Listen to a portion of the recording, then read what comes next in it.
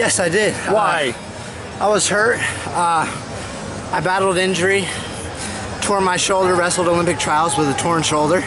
Nobody knew, and they judged me, and they put labels on me, disrespected me by picking dudes that I beat already, and just saying I lost my touch. Well, guess what? JO's back, baby, and I got my spot. And next thing I'm going to do is go defend it at the World Team Trials, and then go win me a world title. Why did you not want anybody to know about your injuries last year? Because it doesn't matter in the sport. You know, I was still chasing my dreams, going for the Olympic team, even with one arm. You know, and I lost a close match to Aaron Pico. Respect to him. He's a great wrestler, and that doesn't define the wrestler I am, you know. I don't want to tell people I'm hurt because that's an excuse in my book. You know, if you step on the mat, healthy, unhealthy, you're still stepping on the mat. The result you get, you got to live with it. So I took it upon myself, stepped on the mat, and I'll take that loss.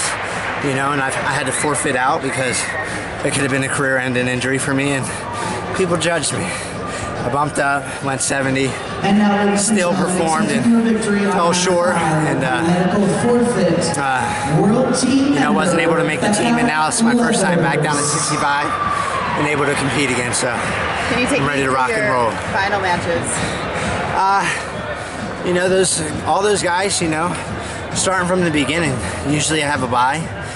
This is my first tournament I came in. Had a first round match, so to me it was, you know, warm up, and then got things rolling. And quarterfinals, I got Kellen Russell, which we were 2-2 going into that match. He had 2 wins over me, I had 2 wins over him, so that was a real big match for me. He's one of the guys that, you know, I grew up wrestling, even training with, and that was a big step for me, and to beat him the way I did. And then Zane, obviously, is a great wrestler. I literally had to pull that one out my ass to win that match. But the rules are the rules. There's been years and years I lost off of push-outs and passivity calls, you know. Wrestling's not about sumo wrestling. And I've taken those losses and lived with them. And finally, one call went my way last night due to the rules. And I'm just happy to be here, man. And it was a tough match. I got through it and wrestled Frank twice already. And knew what he brought to the table, so I knew it was going to be a war. I went down 2-0 early, but it's nothing I can't come back from. I can score whenever I want, however I want, and dictate the pace. So you are literally the man to beat now when we get to Lincoln, is that right? Because you're in the champion finals. Well, you can say I'm the man to beat, but they're not beating me. I'm sitting in the finals all day. The past 4 years I've wrestled the gauntlet and made the finals at 65 and 70. Let's see what they got. Let's see if they wrestle through, and got to wrestle fresh Jordan Oliver 2 matches after wrestling all day. So talk about the weight cut getting down to 65 for the first time in a long time. You know, what was the difference? I know you said that, you know, 146 never felt so good. You know, talk about that real quick. And then I mentioned I got injured and wasn't able to wrestle to my full potential, but it was a curse but a blessing. You know, as a wrestler, everybody knows I've had my trouble making weight at times. And being hurt really matured me in the aspect of taking wrestling into a different view, you know. Really having to focus on the nutrition side of things because I wasn't wrestling for 3 months on the mat, so I had to really be disciplined in my nutrition and what I was doing off the mat. And now that I'm healthy and able to train, and I've matured as a wrestler and as a person and really understand the nutrition and outside the room living, it's really helped me. And you know, coming into this, it was the easiest weight cut I've ever had.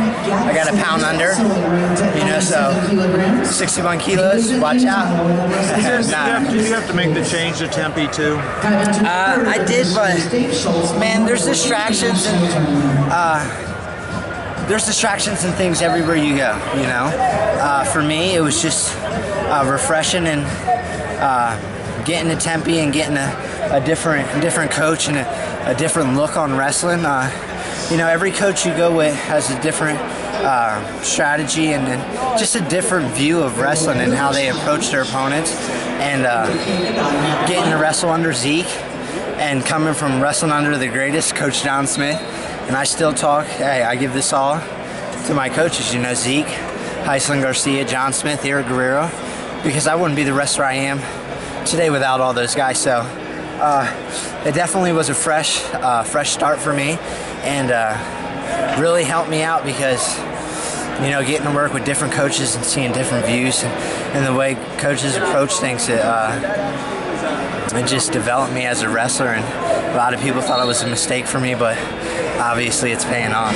Jordan, you talk about changes outside the wrestling room. What kind of lifestyle changes did you have to make? You know, the biggest part is nutrition and really just getting there in Tempe and having almost a life outside of wrestling, you know, being able just to have freedom and do whatever I wanted, and then come in the wrestling room and be rejuvenated and happy about wrestling, you know, getting out there in Tempe and being in that sun, man, just puts a smile on my face every day. I'll probably never leave that place. The only place I ever go to train besides there is Oklahoma State, you know, so I went there for 2 weeks before I even came here, but, you know, I'm training hard at ASU, and then went to Oklahoma State, came back. But, you know, nutrition, the way I'm living, you know, not sleeping in all the time, and wanting to be at practice, it really rejuvenated me. I found the love for the sport again and the passion, and I had a lot of bumps in the road, you know. I had injuries and a lot of people talking, and, you know, this wrestling's a love-hate relationship. You know, 1 second they love you, the next second they can hate you and throw you down and stomp on you when you're down, you know. But it's been a roller coaster, man, and I just enjoy the process, and I'm gonna keep going with it.